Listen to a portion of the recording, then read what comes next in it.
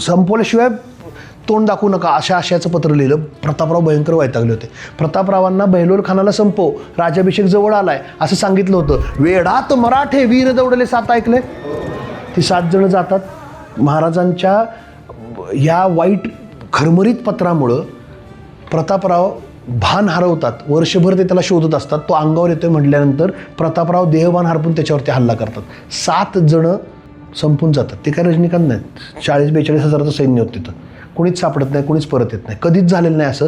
एकमेव स्वराज्यात घडलेली अशी घटना की जी पचवायला खूप जड आहे, खूप अवघड आहे. माणसाने ठरवून लढलेत, संपलेत, गोष्ट वेगळी.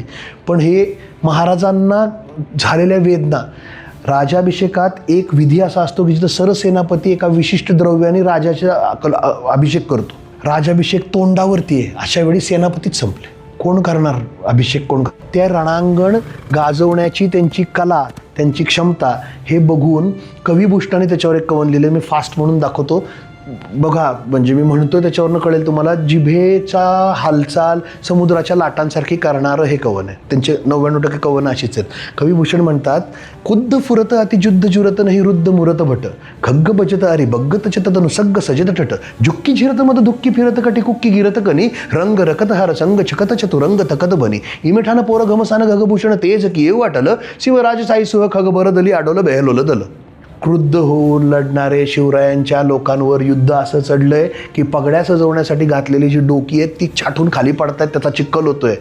हत्तीला इथं फटके मारून त्याचं मध गळतं आणि हत्ती पिसाळतो आणि अंगारो येतो. अशा हत्यांची मुवमेंट सगळीकडे होती ज्यात सगळे चिरडले जात आहेत.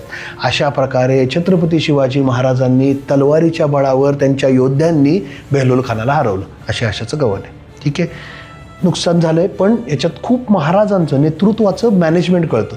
शिपाईगिरीच केलीत. सेनापती आहात ना, शिपाईगिरीच केली. तुला कोणी सांगितलं? तुला अधिकार कोणी दिला माणसाला जिवंत सोडायचा? असं पत्र आहे महाराजांचं. सो डेलिगेट करताना कुणी काय करायला पाहिजे, तू कुणाचा अखत्यारीत काय गोष्टी, कुणाला कुठपर्यंत निर्णय घ्यायची ताकद आहे, हे महाराजांनी डिफाईंड असायचं. त्यामुळं चिडले होते महाराज प्रतापरावांवर. मोठं मन दाखवून निर्वस्त्र करून पाठवलं त्याला बेहलोल खानाला, हरवलं तेव्हा. पण जिवंत सोडायला कोणी सांगितलं? तो परत येईल आणि तो परत आला महाराजांनी दाखवलेल्या भविष्यवाणीप्रमाणे. ठीक आहे. जय भवानी.